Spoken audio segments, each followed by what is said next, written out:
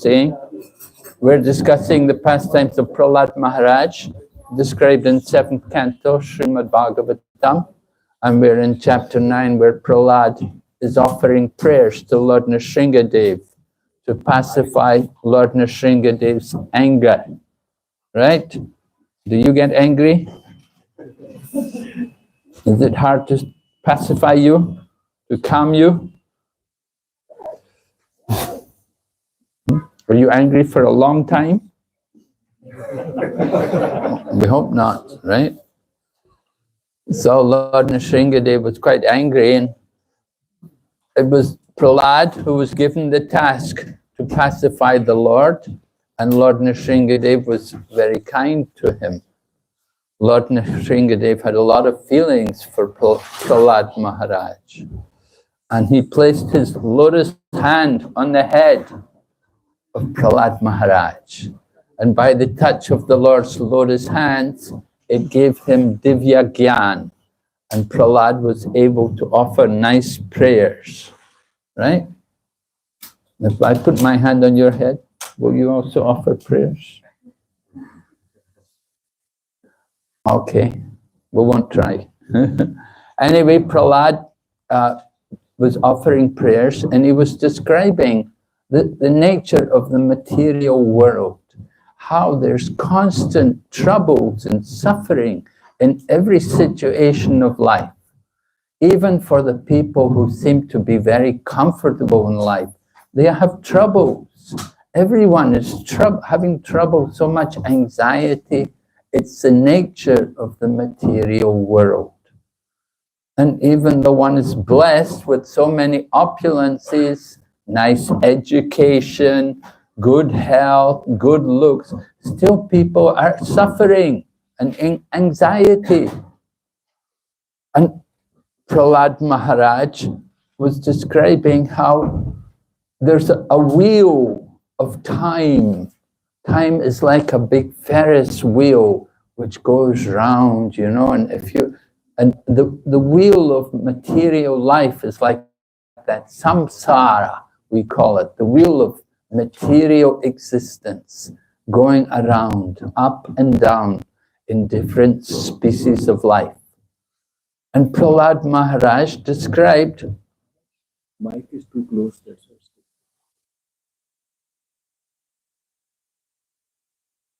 Okay. All right. So Prahlad Maharaj was describing that this wheel of time is causing, it's crushing him. He's being crushed, just like probably you've seen, I haven't seen here, but in India, they grow sugar cane. And you get the sugar cane walla comes, you know, and they have this they have these wheels, they have the sugar cane and they bend it and they put it through these rollers and they crush out the juice. You know, and the sugar cane gets crushed, crush out all the juice, they bend it again and get every drop of juice out of that cane. So we're like that. We also get crushed in the wheel of time. The wheel of time is crushing us, giving us a lot of troubles. So Prahlad Maharaj was describing that this wheel of time is affecting those who have not taken shelter of the Lord, because they haven't given any time and they haven't come to worship the Lord. Therefore, they feel crushed by the effects of time. But for those who are devotees and who have taken shelter of the Lord, then they're not troubled by the effects of time. They're free from that. So Prahlad Maharaj is appreciating this. Of course, he also says that he had the misfortune to be born in a demoniac family, and a family of asuras coming from the lower region of the universe. His father was the great demon, Hiranyakashipu, right? The name Hiranyakashipu describes the nature of the man, that he wanted gold and he also enjoyed a soft bed. In other words, he was attached to comfort and luxury living. So,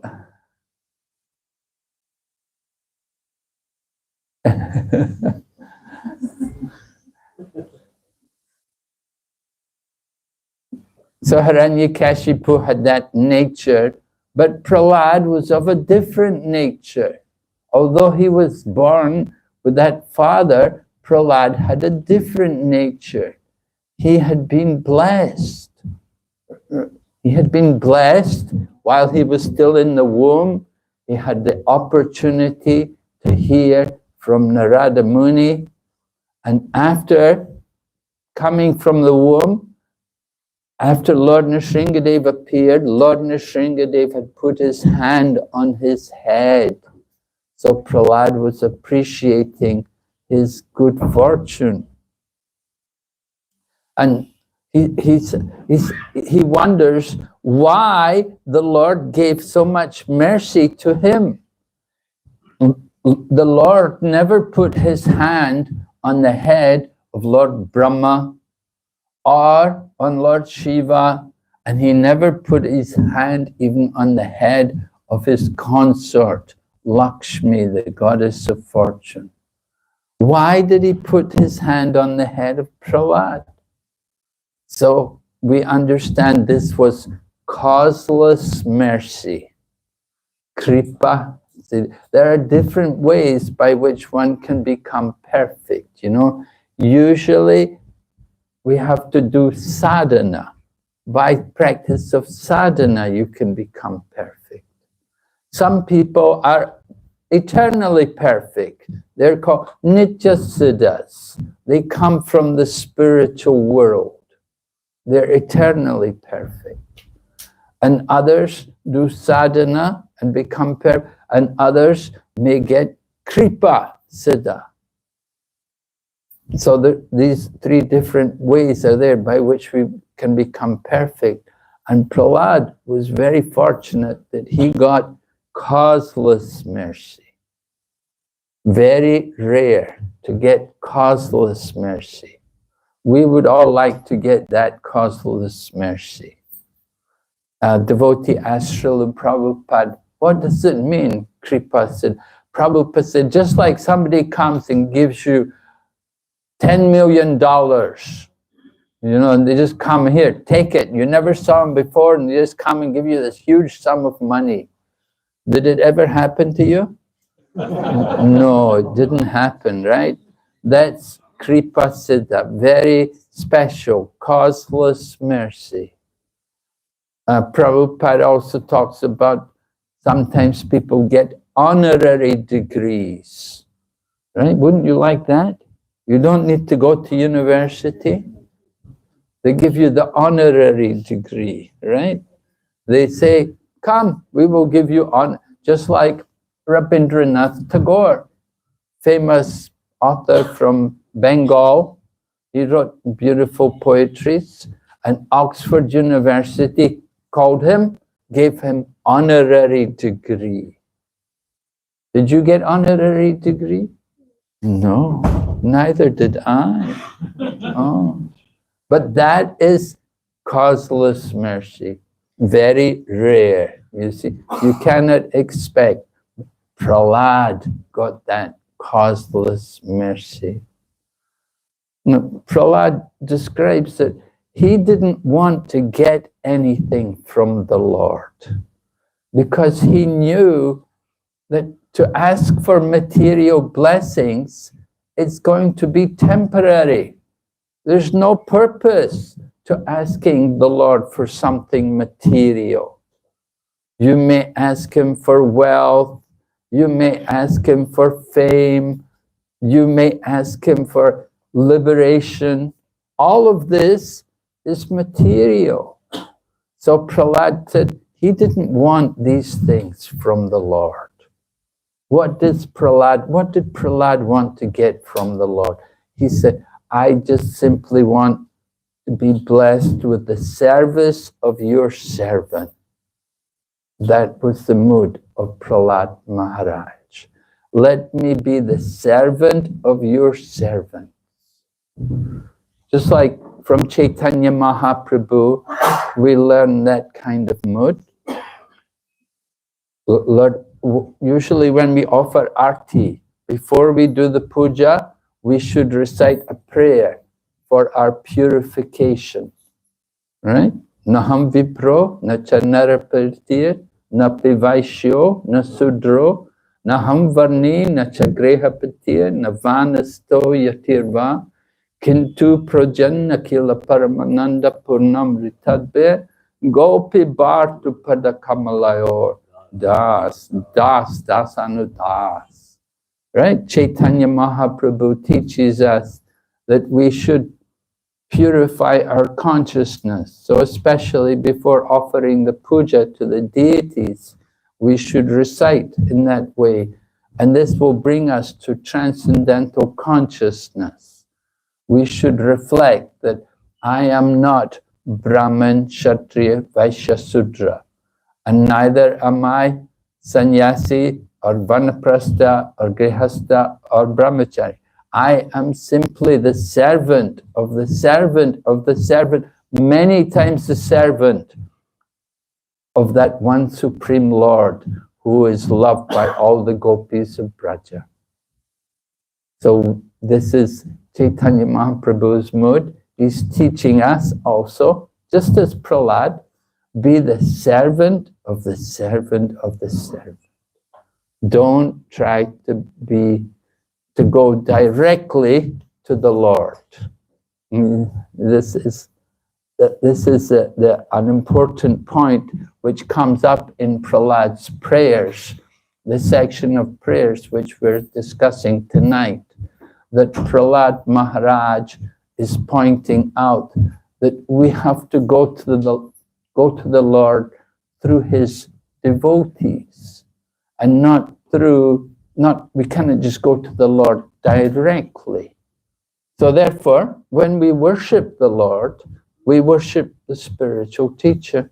You can see the pictures of the spiritual masters are there, and we worship the Lord through the spiritual teachers. When we offer our food, we offer to the gurus, to the parampara. It goes through the parampara to Krishna. We don't offer directly to Krishna, we go through parampara. At the same time, we don't just worship Guru, we worship also Krishna. Lord Krishna is there, and spiritual master is there.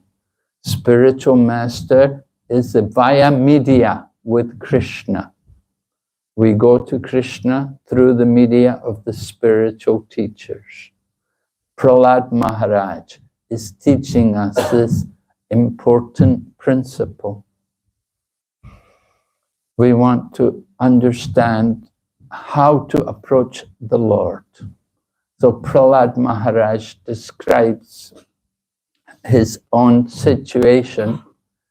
He said, I was bound by so many material desires, and I was gradually falling into a deep, dark well full of poisonous snakes. But my spiritual master, your servant, Narada Muni, kindly came and took me as his servant, and he taught me how to come to the transcendental platform. So Prahlad Maharaj says, how can I ever give up his service? I simply want to remain in his service. I can never leave his service. So this is the mood of Prahlad Maharaj.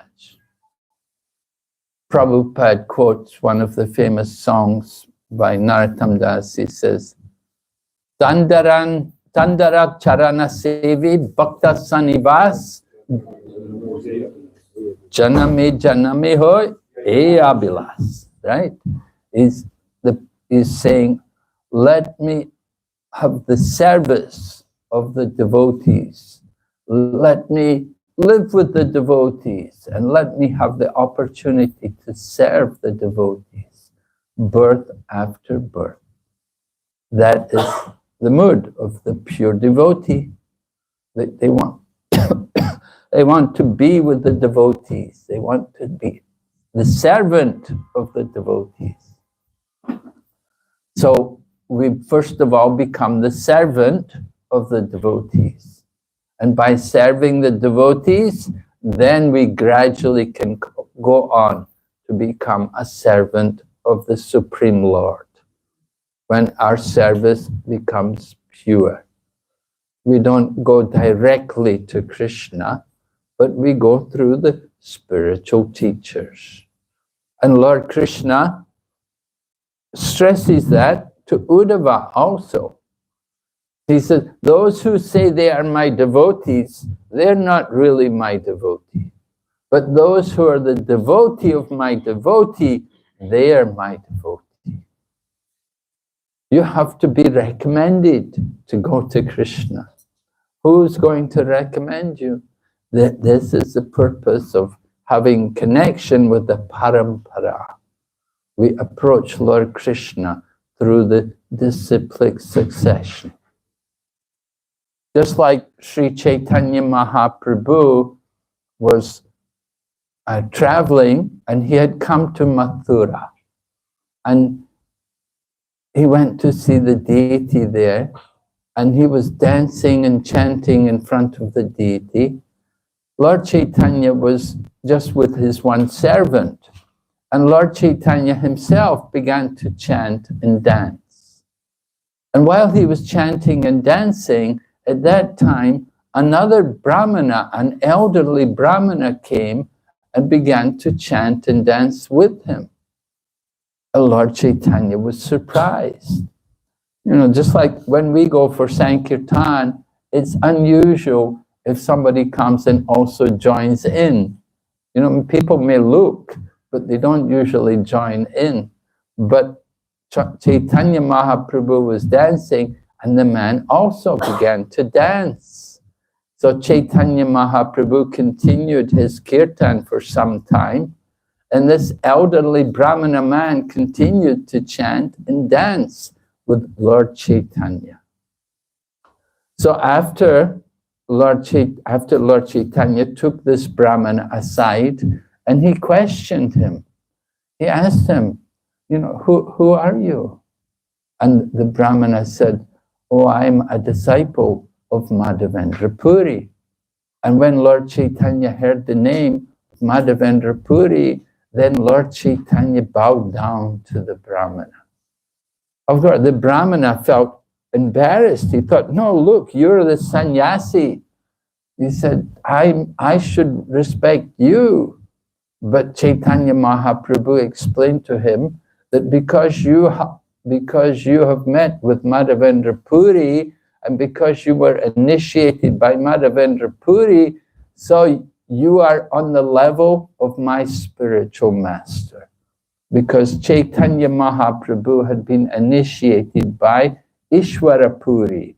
And Ishwara Puri was like a god brother of this Brahmana.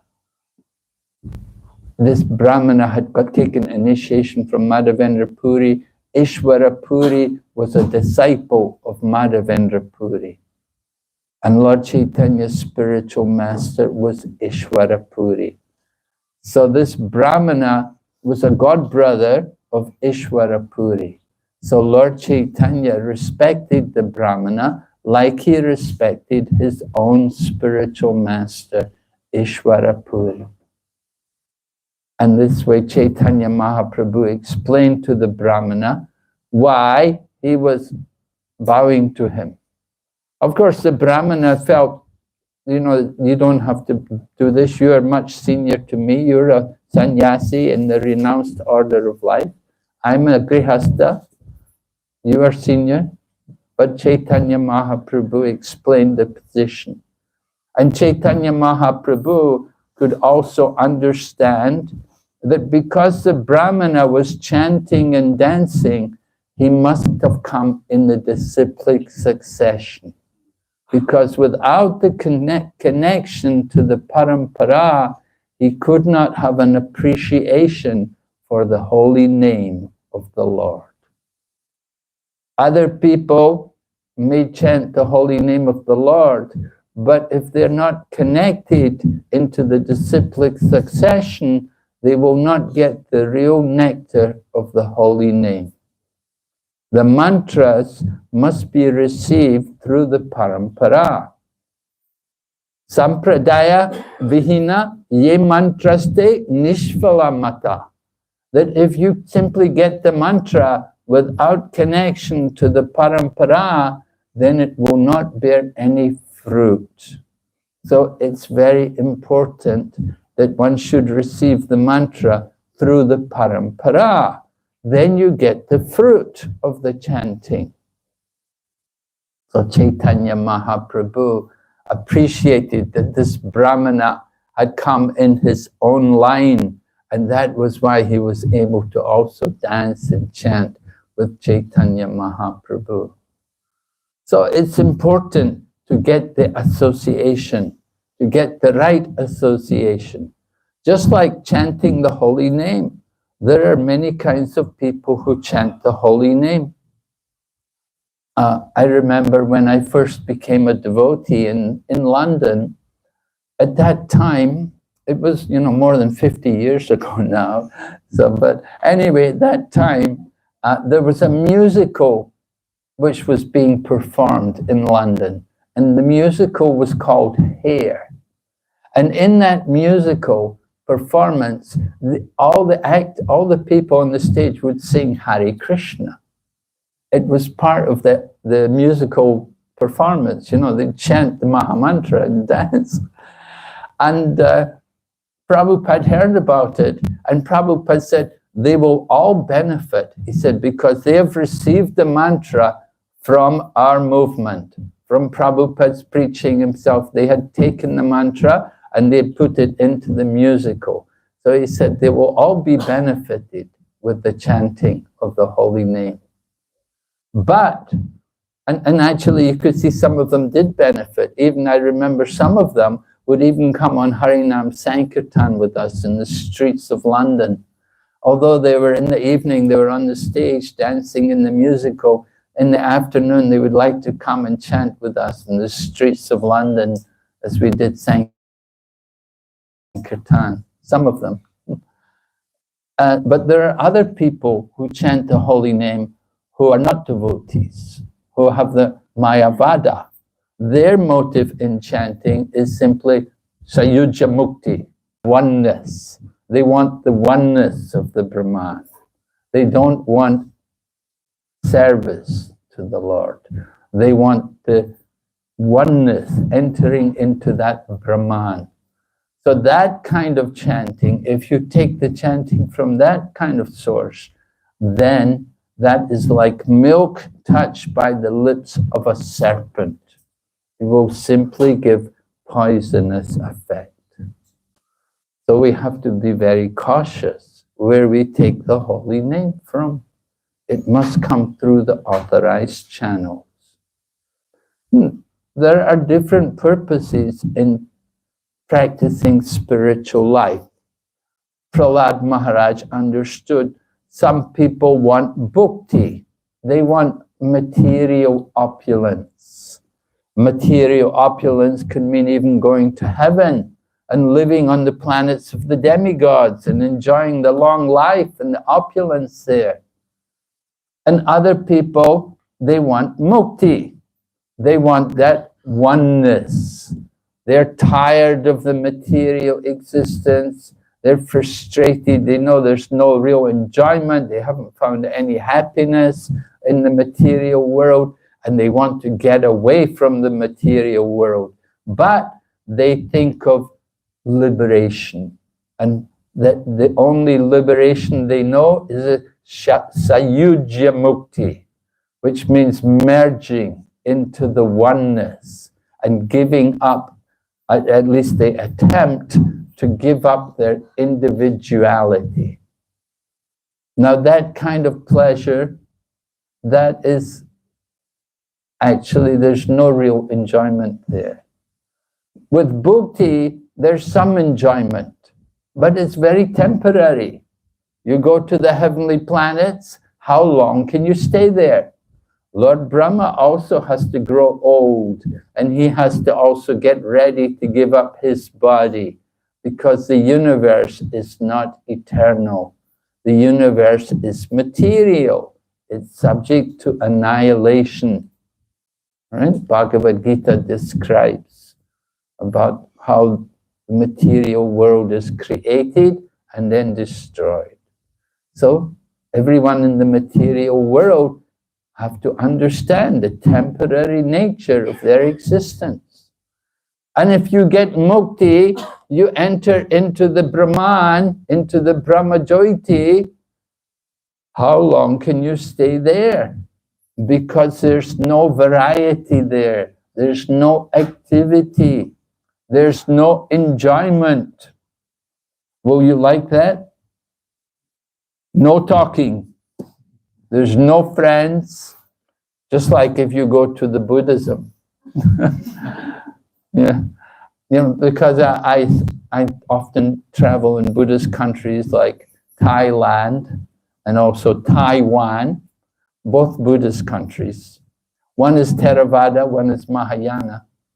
So sometimes young people, they think, oh, we'll go to the Buddhist monastery for the weekend, you know, and they go to the Buddhist monastery, and it's quite fashionable, you know, get away from the world for a weekend, go to the Buddhism. And of course, what do they tell them? Don't talk to anybody. What are you here to do? Just sit and meditate.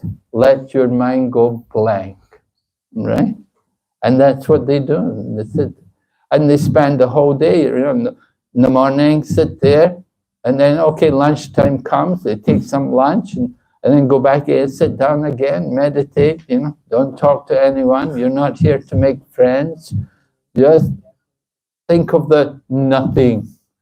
Everything is nothing. Nothing is real. You're not real. The world is not real. Nothing exists. And this is how you have to think. And this is Buddhism. That the world is not real. You're not real. And so impersonalism is a little different. You can see Prabhupada's pranam mantra. We offer our respect to Prabhupada. Nirvishesha Shunyavadi Paschat. Two kinds of Lord Chaitanya. Gauravani Pracharine. We're preaching the message of Lord Chaitanya to defeat these two very nasty philosophies. Impersonalism and voidism. Buddhism teaches voidism. Nothing, right? You are not real. Prabhupada said, okay, so if I take a brick and beat you on the head, it's not real, right? That's the end of their argument. You know? How can they defeat that? They're saying nothing is real. And then impersonalism, become one, enter into the oneness of the Brahman. And in that oneness, there's no variety, there's no relationships, there's no misery, and there's no enjoyment. There's no enjoyment, there's no suffering, but there's no enjoyment either. That is the impersonal Brahman. So generally what happens is you get to that level of the Brahman. You may enter there, stay there for some time, and then come back to the material world. They will come back to the material world and take up some welfare activity. Open a home for orphans, or open a school, or open some kind of food kitchen. You know, There was one Buddhist monk, he opened a museum of religions, you know. He did austerities for 30 years. Then he opened a museum about religion. You know, they don't know what is spiritual activity. They have no knowledge of spiritual activity. But Prahlad, he knows. And the Acharyas also describe, if you do other yoga processes, you do karma yoga or jnana yoga, they do the sadhana, they will do the sadhana for some time. But once they get their goal, they'll give up their sadhana. You do karma yoga to get to the heavenly planets. Once you get there, oh, I made it, right? You don't bother to do any more sadhana anymore. Sometimes foolish people think, I'm initiated now, I'm already back to Godhead, I don't need to go to the temple anymore. You know, some people have that, they think like that. We have to be careful, we have to teach people, you know. Initiation means the beginning, it doesn't mean perfection, it's the beginning, we have to continue. And how long we should continue? We should continue eternally. I was one of our devotees in China was getting initiation, and they bought these very nice beads, and I said, "Wow, these are very beautiful beads." And they said, "Well, I'm going to use them all my life. I want to have some nice beads." You know, I thought, "Well, very good, very serious." You know, they had that kind of thinking. So, devotees, we do sadhana eternally. We say Sanatana Dharma, right? The eternal religion. Just like Dhruva Maharaj.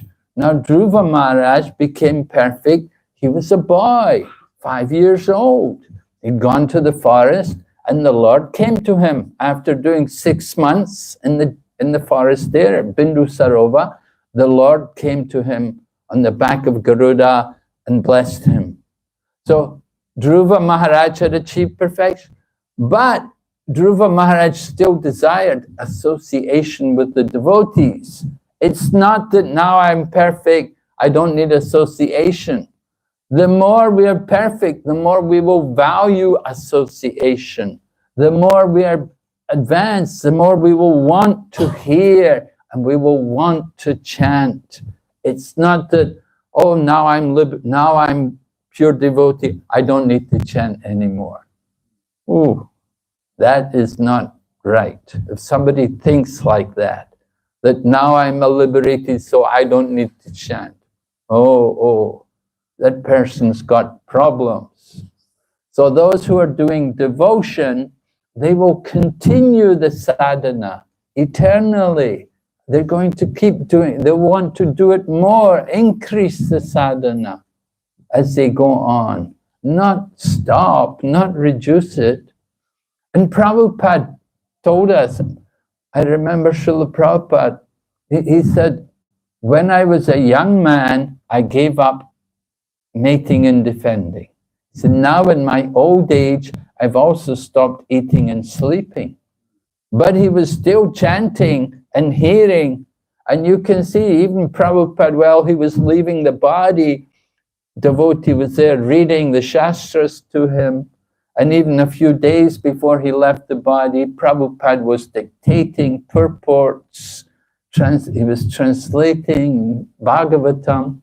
So it was going on. It wasn't that, oh, I've done everything, now I don't need to do any more. The devotee wants more service, right? Chaitanya Mahaprabhu said, I don't want wealth, I only want devotional service, birth after. Devotee does not even want liberation. Liberation is something selfish. A devotee doesn't think about liberation. It's not for a devotee. Bilva Mangal Thakur, the great devotee, he says, whenever I'm chanting the holy names of the Lord, I see liberation standing with their arms folded, waiting to serve me. A devotee has no interest in liberation. Our devotion begins on the platform of liberation.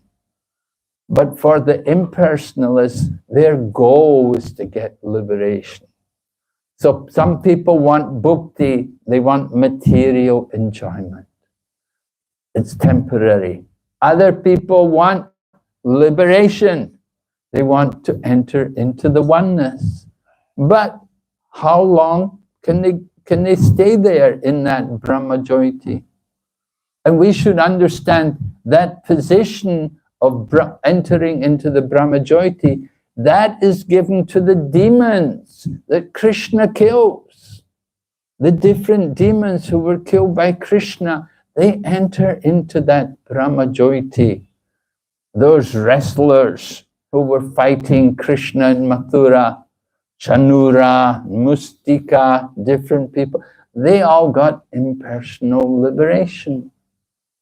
And people like Kamsa, Shishupal, and like that, when Krishna killed them, they entered into the Brahma-jyoti, into the impersonal Brahma.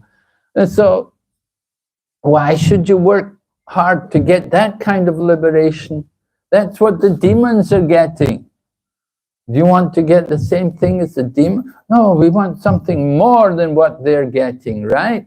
We should want to get devotion. So there's bhukti, there is mukti, there's also siddhi, the siddhas, the yoga siddhas. Some people want the yogic perfections. That is also material. Some yogis have that power, they can walk over water. You know that? Some yogis, they will do great austerities for many lifetimes. They get the power, they can walk over water. Prabhupada said, you can go on the boat. you pay a few ringgits or whatever, yeah, and you can cross the water. So the value of their yoga power is just like that. Or flying in the air. Okay, now Air Asia is there, everybody can fly. Yeah. Budget airlines are there, right? So these yoga siddhis, they've been achieved by modern science and technology. So it's not very valuable, the yoga powers. And people who get these yoga siddhis, they often become proud. They become arrogant that they've got this perfection. And that is not good. So what is the real goal? Prahlad Maharaj understood the real goal is to develop his devotion. And how to develop that devotion? He said, I have to get the association of your servants. So Prahlad Maharaj described how Narada Muni had saved him. He said, because of my material desires, I was falling into a dark well. Like all the common people, they never think about the purpose of life. And so they're like falling into a dark well. You fall into a well, it's very difficult to get out. We were on parikrama, Brajamandal parikrama, and you know, in Brajamandal parikrama, every morning you have to go out and go into the fields, you know, do your business, you know, in the field. So this one devotee, he was walking through the field, and early in the morning, some people were shouting at him and said, like they were trying to warn him, but he didn't pay any attention. He thought, oh, I'm not going to worry about, don't bother me, you know, it's early in the morning, he wanted to take care of his body, you know. And all of a sudden, fell in a well. There was a well in the field. Other people were warning him, but you know, they had just dug a well in the middle of the field. He fell in the well. So it's a big struggle to get people out of a well. It took several hours to get him out of the well. Of course, he was injured badly, quite badly. Somehow we were able to get him out, but it took him months to recover. So material life is like that. And Prahlad Maharaj also described to his father, to Hiranyakashipu. Hiranyakashipu was asking Prahlad, what was the best thing you've learned from your teachers, Prahlad? And so Prahlad Maharaj then told his father that I have learned that people who are attached to material life are like an animal who's fallen into a dark well. It's called Greha Andakupam, the Andakupam.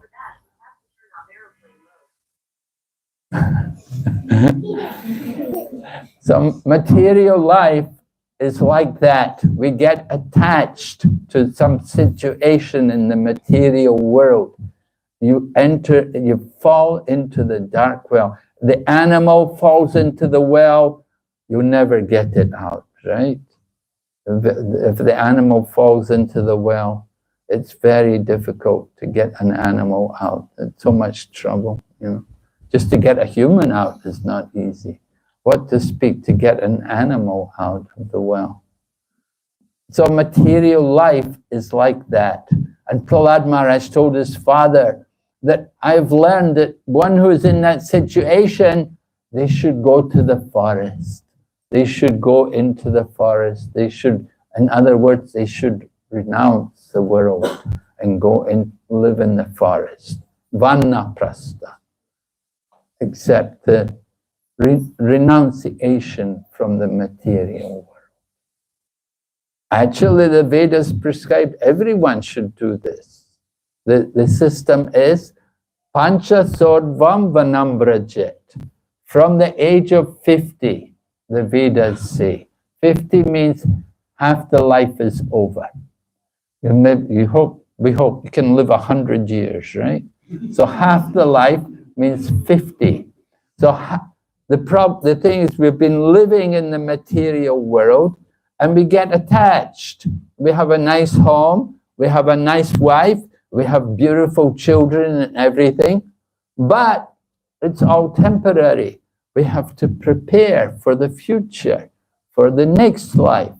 And so it takes time, because naturally you get comfortable, you get attached, and we have to prepare ourselves to detach. If you don't, then it's very painful. When we have to leave the world, then it's very painful. But if you've prepared yourself, then it's not so difficult. So Prahlad Maharaj was explaining to his father. This is what I learned from my teachers. Of course, Hiranyakashipu didn't like that, you know. He thought, what kind of teachers are that? And he got the teachers. He said, why you taught this to my boys? And the teacher said, no, we didn't teach them. No, it was his other teacher, you see. Prahlad had already another teacher. Before he met the two sons of Sukracharya, Prahlad had already learned from Narada Muni. So he was, he was not lying, he was telling the truth.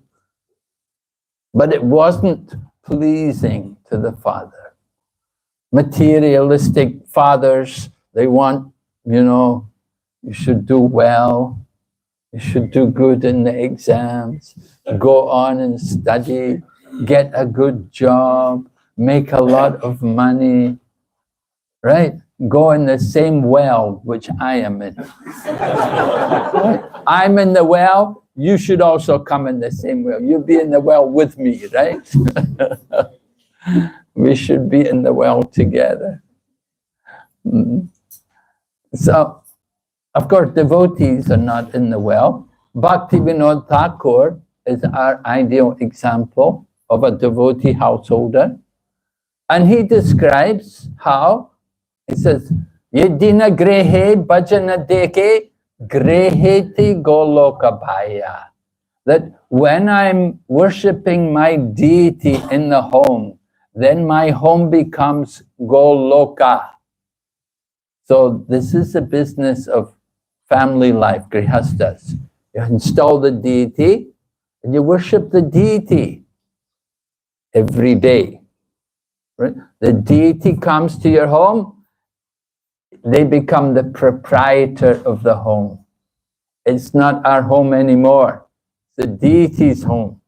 You bring the deity into your home, we are the servant of the deity. Gopi Bhartu Pada Kamala or Das Anud, right? Many times the servant. So you bring the Lord into your home, they are the proprietor, it becomes their home. And we are living in the home as the servant of the deity. Just like in Jaipur, right? Prabhu's from Jaipur, right? Ranchor Prabhu from Jaipur. So in Jaipur, everyone knows Govindaji, right? Govindaji came from Vrindavan. Rupa Goswami's deity came to Jaipur. And they came because Aurangzeb was coming. He was attacking, breaking all the temples and breaking the deity. So the devotees were very worried. They wanted to protect the deities. So they brought Govindaji and Radha Damodar also came, and Gopinath also there, Madan Mohan also there. And after some time, Aurangzeb was over. After the regime, after he passed away, then the Brijbasi people thought, we want to bring Govinda back to Vrindavan. But the king of Jaipur said, oh no, he said, Govindaji has come to my home. I cannot tell him to go. Right, he's come to stay in my palace in Jaipur. He said, I cannot tell him to go back to Vrindavan. And what the king of Jaipur did, he made Govinda the king. And the king said, I am the servant of Govinda.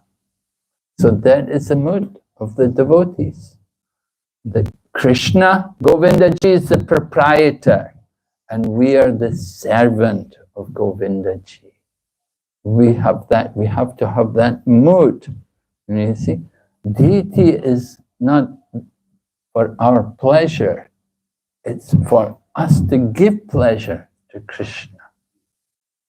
We are meant to be the servant.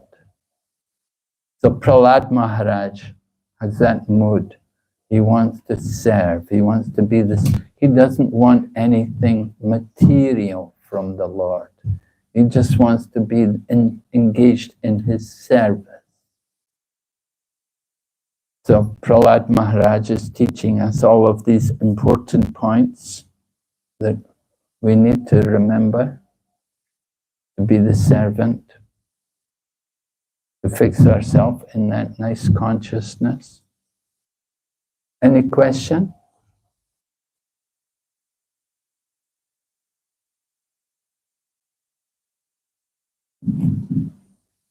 Yes, Prabhu. Maharaj, thank you very much for Hare Krishna, Maharaj, thank you very much for inspiring this lecture, and what I could understand is the importance of what Lord Chaitanya taught Gopi Bhakti Das. But I'm very much struggling with this mood, Maharaj. How I become servant of devotees. Please give us guidance how we can develop that mood. Progress. Well, I think you're very humble. You're a very good servant. I see you do a lot of service. It's very astonishing to hear. You're doing so much service every day, getting the devotees to chant the holy name. Very nice every morning. And getting people to come together online and chant the holy name. Very nice. And I saw the deities in your home also. I could see the love and the devotion which you give them. So, of course, we should never be satisfied. we always want to do more. We should always think that I'm fallen, I'm insignificant, I'm not doing anything. And then that will keep us always thinking how to expand, how to do more. What more can I do for the service of Krishna? So of course there's always a lot to be done for Krishna's service. There's always so many things to do, you know. Devotees of the Lord are so busy, they never have enough time. You know, have so many books to read, so many verses to memorize, so many Vaishnava bhajans to sing. So then the deities to worship, and endless service. And so, yeah, that is healthy. That is the good mood. That's a nice mood of a devotee. To think that I need to, how I can do more, how I can improve, how I can do more for the service of Krishna. Very nice. So we encourage you, keep thinking like that. And Krishna gives you the inspiration from the heart. Krishna will inspire you what to do. Just like Prabhupada got inspired to go to America and preach Krishna consciousness. Krishna Das Kaviraj got inspired to write Chaitanya Charitamrita even in his old age. So Krishna will also inspire you how you can expand your service. Srila Jayapataka Swami Maharaj encourages devotees, study Prabhupada's books, right? Do Bhakti Shastri. The Bhakti Shastri course, very important. Before you get second initiation, you must study Bhakti Shastri. And then you can go on and study Bhakti Vaibhav, Srimad Bhagavatam. Prabhupada wanted all of us to study his books. So the best way to study them is to get in the association with other people who are enthusiastic to study. Just like you're in association every morning with people who are eager to chant the holy name.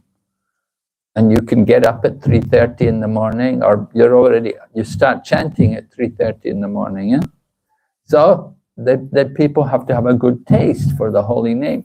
The same way people who are of a good taste, they want to study Prabhupada's books. You study Bhagavad Gita, that's the Bhakti Shastri, study Bhakti Vaibhav, first 6 cantos of the Bhagavatam. And this way, it's serious, you know, you get committed to study these things. Jayapataka Swami did these courses himself, you know, he studied them. He wanted to set the example for all the devotees. So it's very good for us to get in that mood, to study Prabhupada's books, to memorize the slokas, right? Just like these young ladies are memorizing slokas, right? Yes. They know so many verses, they know so many leelas. They'll remember their whole life as they grow up, they'll remember. Okay? So we want to encourage this more and more. So we don't just encourage devotees to read, but we encourage to discuss. Make a group together, get people together to read the books and discuss. Don't just read only, but discuss and explain what you've been reading. That's very important. It's very nice to share whatever you've learned. So Prahlad Maharaj was appreciating how the Lord had come and killed his father. And Prahlad Maharaj told Lord Nrsingadev that you did this just to keep the word of your devotees. Because Narada Muni had told Narada Muni had told Kayadu. Kayadu was the wife of Hiranyakashipu. So she'd been taken by Narada Muni. Hiranyakashipu had gone to do a tapasya, and she was pregnant, and Narada Muni took her to his ashram. And she was worried that somebody may harm her child. But Narada Muni blessed her. He told her, your child will never be harmed by any of the enemy. And so it happened that although Hiranyakashipu tried, and Prahlad also said, my father said he was going to cut my head off. And he had his sword, he was waving his sword. He said, I'm going to cut your head off.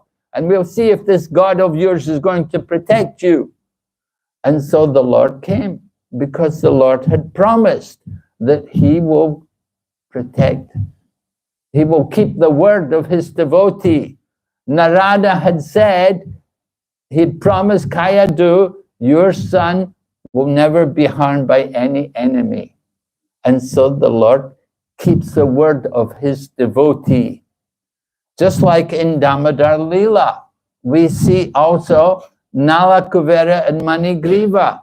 They had to become trees. But Narada Muni told them, you will stand as trees until the son of Nanda Maharaj comes there and delivers you. So because Narada Muni had told them that, Lord Krishna had to come there to the courtyard of Nanda Maharaj, and he had to have Mother Yashoda tie him up, and then he could pull over the two trees and liberate Nala Kuvera and Manigriva. Lord Krishna is the servant of his devotees. The devotee made a promise to Narada Muni, promise, Kayadu, your son will not be harmed by any demon. So the Lord came and he protected Prahlad, although his father was trying to kill him. But the word of the devotee is so powerful that it protected Prahlad. So Prahlad was appreciating how the Lord serves many purposes at the same time. Right? He comes to protect his devotee. He comes to kill the demons. He comes to do many different purposes. He kept intact all the benedictions given by Lord Brahma.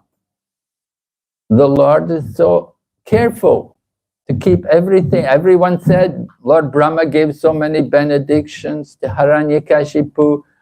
Lord Nrsingadev had to keep all of these things in mind.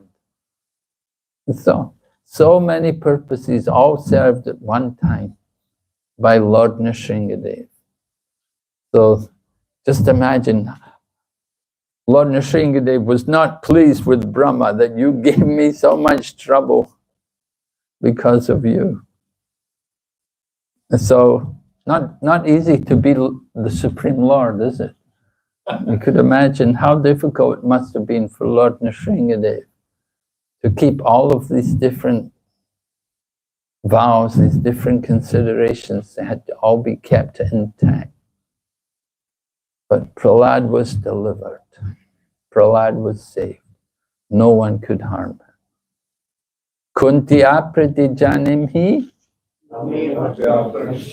Right.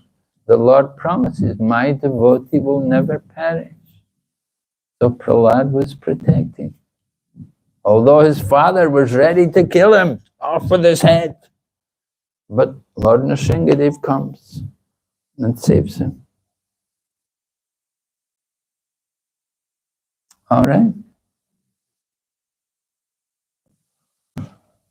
So Prabhu wants to be humble. He's the most humble soul already, but he wants to be more humble. Very nice. May Krishna bless you with more humility. So more chanting. It's always good. Chant more. And the more you serve, the more the devotees will bless you. Okay. Thank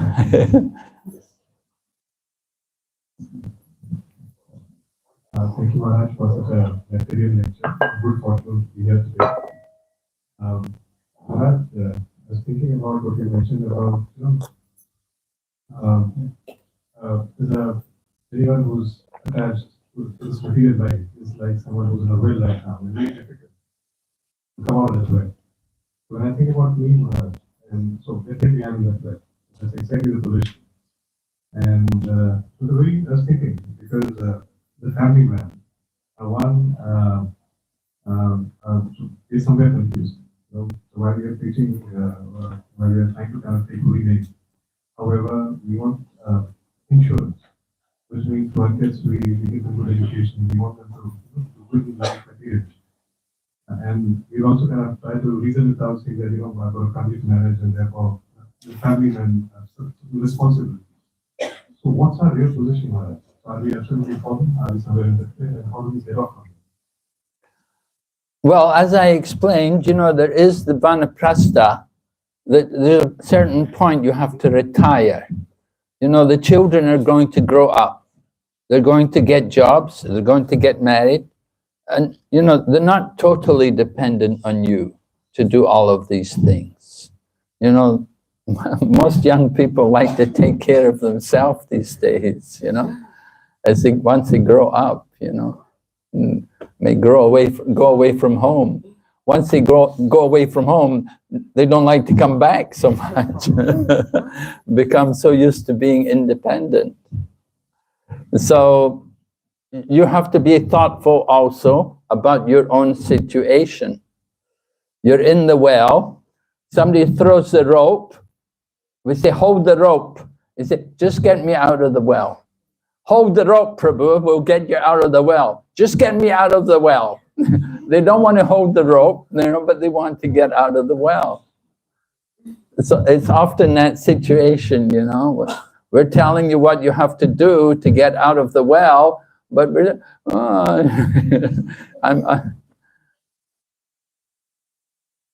anyway, it's good you're thoughtful, you're thinking about these things, and the more you think about it, the more you'll understand the need to hold the rope and get out of the well.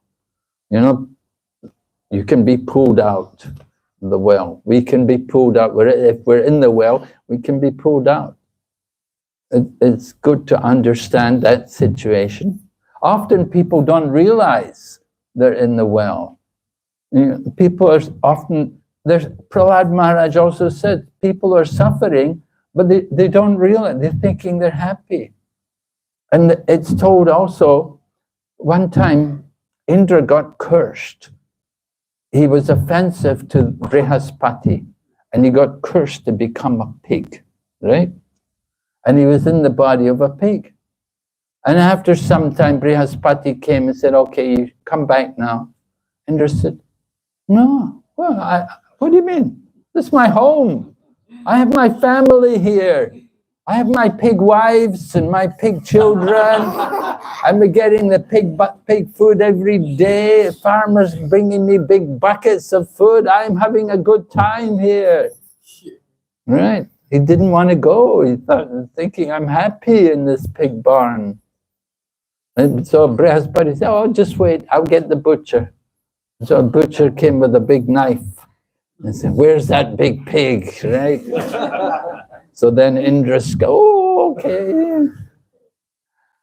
So when we're in crisis, then we'll get out of the well. The more we see the danger, the crisis, then you make arrangements to get out of that well.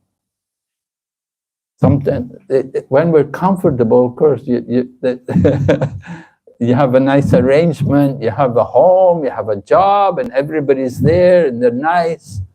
And Srila Prabhupada also had that experience himself, Srila Prabhupada was thinking, I will do business, I'll make money, give it to my guru. But then his business failed. And he lost everything. His business failed. And then the family were no longer respectful. And the home was no longer so pleasant. And he was trying to preach. But there was always problems. The wife wasn't interested very much. And even his books went missing. he lost his Shastra. So then he thought, I think it's time to go. So he got out of the house. So he saw this was Krishna's special mercy. Krishna said, when I'm very merciful to someone, then I take away all their opulence. So in that helpless condition, then they can properly approach the Lord. They can properly take up devotional service. So it's a little difficult if Krishna takes everything away. Sometimes they have to do that. But if you can give it up yourself, then it's better. You know? You don't need to give up everything. But sometimes if you get too attached, then sometimes you have to make some arrangements. Anyway, with time, you think more about these things and make the necessary arrangements for your spiritual progress. Bilvamangal is a nice example. We were talking about Bilvamangal. He had a girlfriend, of course, Chintamani. And he was so attached to this woman that even when it was a terrible storm, he crossed the river and he couldn't get in. They had to climb over the wall. He held onto the snake to crawl over the wall. And he was banging on the door, and she opened the door, and it was a terrible storm, pouring torrents of rain, and he was soaking wet. And he said, I just want to see Chintamani. And she came to the door, and she saw him, and she looked at him, and she said, if only you were so eager to see Krishna. And the name entered in, and he thought, Krishna. It just shook him, and he understood that, oh, that's Krishna. And he turned around and left. And he understood this woman, Chintamani, was empowered by his guru to bring him to Krishna, to send him to Krishna, that she instructed him. And it went to his heart. Although she was his woman, and it was like a very amorous, loving relationship he was having with her. He was a song poet, he was a songwriter, and she would sing the songs. So he was very attached to her. But when she said like that, it had a different effect on him, and he just changed. And he left, and he went to Vrindavan. So we don't know what is Krishna's plan.